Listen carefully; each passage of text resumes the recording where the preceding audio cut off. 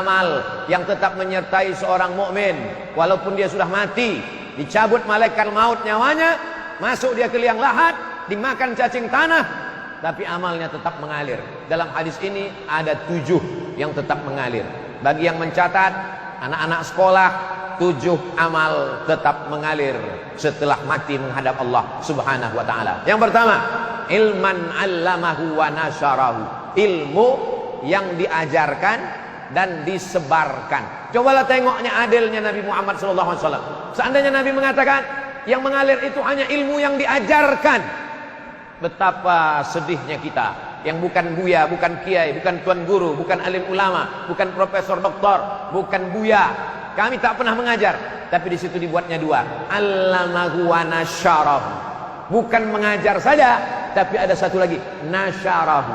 Apa arti nasyarahu? Share. Yang sanggup mengajar, mengajar. Tak sanggup mengajar, share. Share saja ilmu ini banyak-banyak. Like and share. Banyak sebarkan. Begitulah hebatnya. Dia bukan ustadz, bukan alim ulama, tapi ikut merekam kajian malam ini dengan kamera. Yang resmi 2, yang tak resmi banyak. Dia sebarkan. Maka itu pun ikut dalam kategori allamahu wa nasyarahu. Kira-kira Ustadz Nazri yang mengimami kita tadi, berapa murid yang sudah khatam Al-Quran dengan beliau? Berapa yang sudah hafal juz 30 dengan beliau? Berapa yang tahu idgham, ikhfa, qalqalah, gunnah bila gunnah, makhrijul huruf, sifatul huruf, bagaimana huruf fa, bagaimana huruf a, bagaimana huruf dha? Berapa imam yang sudah diseleksi beliau?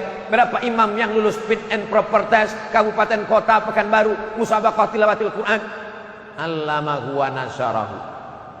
Kalau sudah disebut ilmu, banyak kita berkecil hati. Kami ini hanya ibu rumah tangga Pak Ustadz, kami ini hanya emak-emak Pak Ustadz. Apa yang bisa kami ajarkan Pak Ustadz? Suatu ketika saya sedang di sekolah SD saya dekat masjid. Pas azan zuhur, hayya 'alal shalah, kata muazin. Guru bertanya, apa jawab hayya 'alas shalah? Tak ada satupun di kelas yang bisa menjawab. Apa jawab kalau muazin hayya 'alas shalah? Saya angkat tangan. Saya ibu, Abdul Somad, apa jawabnya? La haula wala quwata illa billah. Siapa yang ngajar kamu? Emak di dapur sambil mengacau gulai. Yang mak dulu kecil mengacau gulai, kita jalan main-main bawa pisau motong-motong, kentang motong-motong. Nanti kalau dengar la hayya 'alas shalah, hayya 'alal falah, sambut la haula wala quwata illa billah. Betapa ibu. Hari ini setiap saya mengajar la haula wala quwata illa billah, kalau kamu mendengar azan, sambutlah seperti yang diucapkan muazzin. Allahu Akbar sama, asyhadu alla ilaha illallah sama, asyhadu anna Muhammadar Rasulullah sama. Tapi ketika sampai hayya 'alas shalah, hayya 'alal falah, la haula wala quwata illa billah, ditutup dengan doa wasilah. Allahumma rabb hadhihi da'wati tammati wa salatil qa'imah ati sayyidina Muhammadan al-wasilata wal fadilah wasyarafa wa daratal 'aliyatar rafi'ah wa ba'athullahu maqaman mahmudan alladhi wa'atah innaka la tukhliful mi'ad. Ibu bukan guru, ibu bukan dosen, ibu bukan ulama, ibu bukan ustazah, tapi anak ibu mengajarkan itu, mengajarkan ke istrinya, diajarkannya ke cucu menantunya, diajarkannya ke tetangga, ke sahabatnya, menjadi ilmu yang mengalir. Oleh sebab itu jangan berkecil hati, walaupun kita bukan ulama. Bapak hanya seorang kepala rumah tangga, pulang dari memanen sawit, diajaknya anaknya sholat, sambil berwudu diajarkannya, nah mencuci tangan itu begini, mana tahu ada sisi-sisi ikan, mana tahu ada bekas-bekas sawit, mana tahu ada bekas-bekas minyak, dicuci begini. Kalau membasuh, kalau mengusap telinga itu, yang ini ke dalam telinga, yang ini ke daun telinga, yang ini ke dalam, yang ini keluar. Kalau berwudu, tengok siku mesti kena, tengok siku. Selah tangan mesti digosok, jangan sampai tak kena air. Sepele, tapi satu hari berapa kali dia berwudu? Wudu subuh, wudu duha, wudu zuhur, wudu asar, wudu maghrib, wudu isya, wudu tahajud, mengalir pahalanya. La tahqiranna minal ma'rufi syai'a. Jangan pernah kau sepelekan walaupun amal kau kecil. Jangan bandingkan amal kita dengan Dr. Mawardi Muhammad Saleh. Jauh, tak bisa. Dia 13 tahun di Madinah, mengigaunya pun bahasa Arab. Capek kita kalau mau ikut itu. Mau berapa kitab usul fikih mau kita kaji, payah. Yang ringan-ringan saja, yang simpel-simpel saja, yang sepele-sepele saja. Wailun lil aqab, celaka, celaka, tumit. Tumit ini celaka. Kenapa tumit celaka? Karena tumit tak kena air. Ketika berwudu, keran air dihidupkan, kena ujung, tumit tak kena. Diajarkan, tumit mesti kena. Celah-celah kaki masukkan kelingking, mesti kena. Sepele, remeh-temeh. Tapi berapa banyak orang tak sah sholatnya hanya gara-gara tidak sempurna wudunya.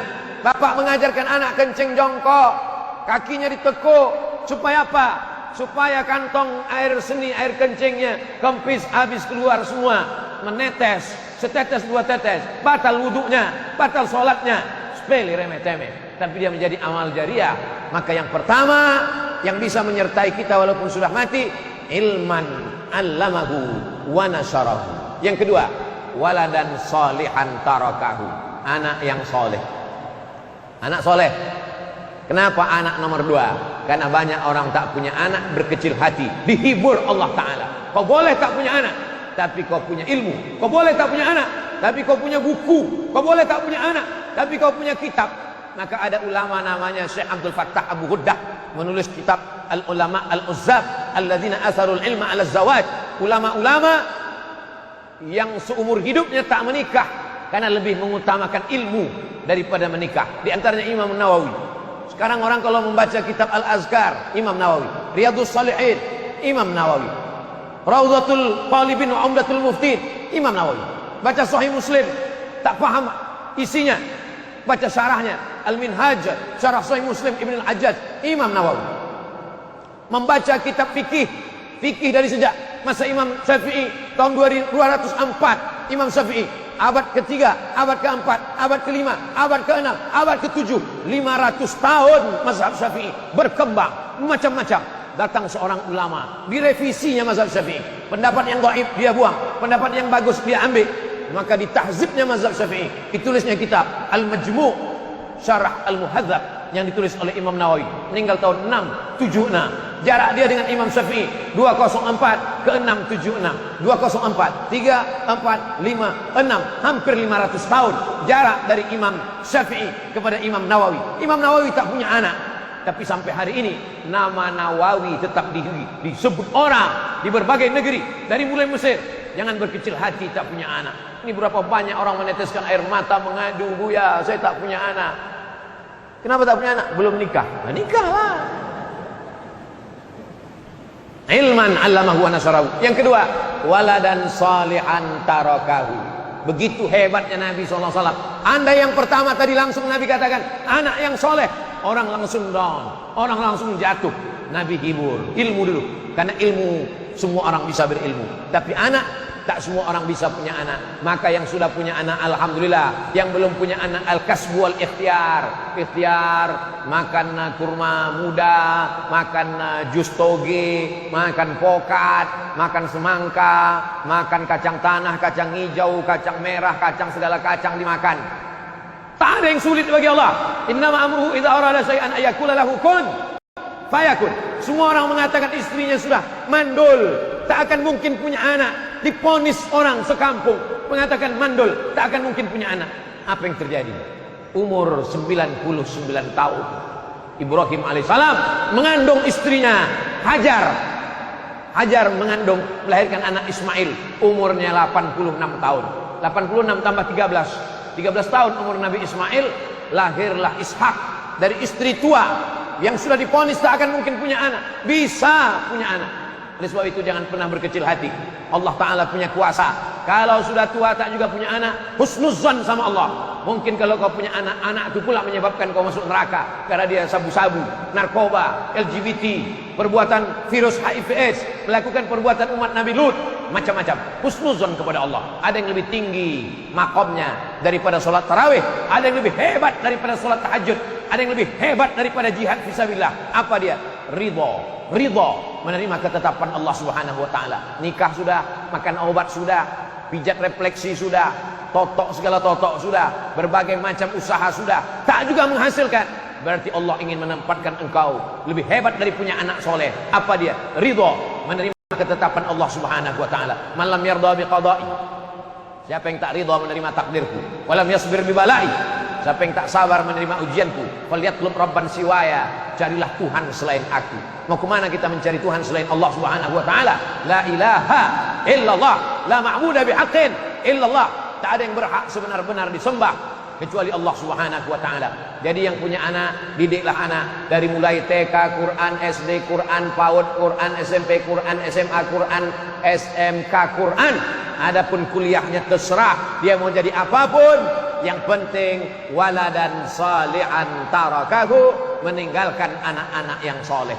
Apa kata B.J. Habibie, Bahruddin Yusuf Habibie, orang yang IQ-nya lebih tinggi daripada Einstein, yang hebat, lebih tinggi lagi B.J. Habibie.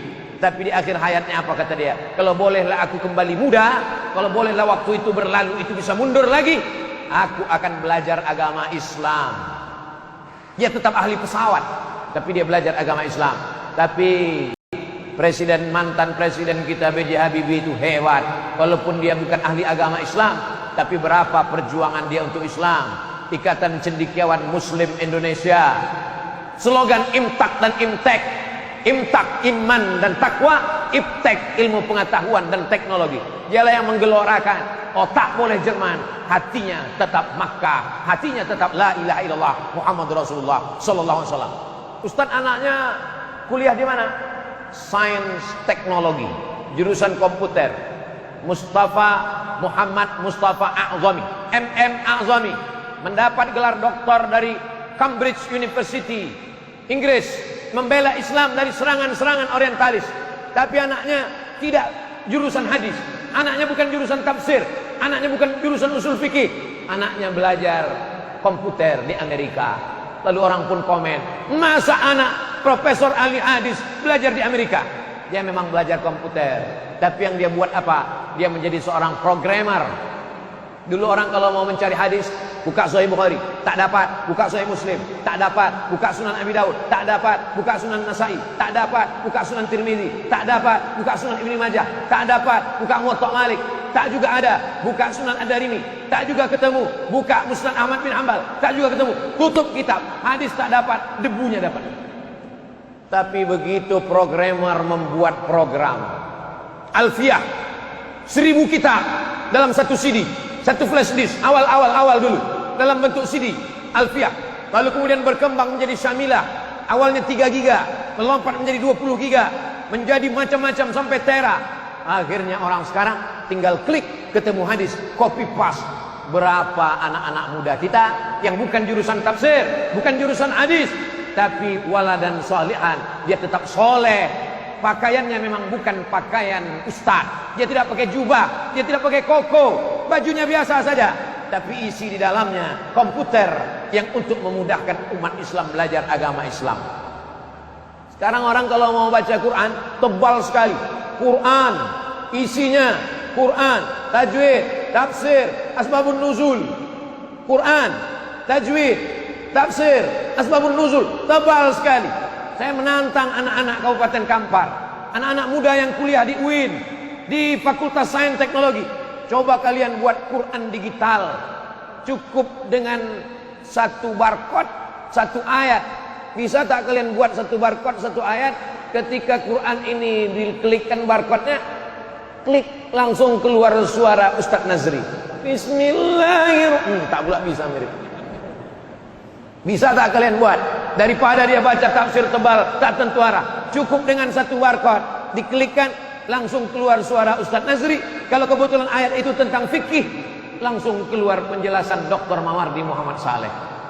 Kalau kebetulan di situ ceramahnya umum, langsung keluar suara Ustadz Abdul Somad. Saya ada juga situ sampai tadi. Bisa tak kalian buat? Tantangan. Andailah saya dosen sains teknologi itu, saya bebankan setiap mahasiswa-mahasiswa, kamu dalam setahun ini kau cari kemanapun Ustadz Mawardi mengajar, di Masjid An-Nur, di Masjid Ar-Rahman, di Masjid Islamic Center, kau buat program digital terkait dengan ayat-ayat hukum, maka tinggal klik, orang bisa mendengar. Kalau kau bisa buat, insya Allah nilaimu A. Ini cuman masalahnya dosennya pun tak pengajian. Ini yang jadi masalah.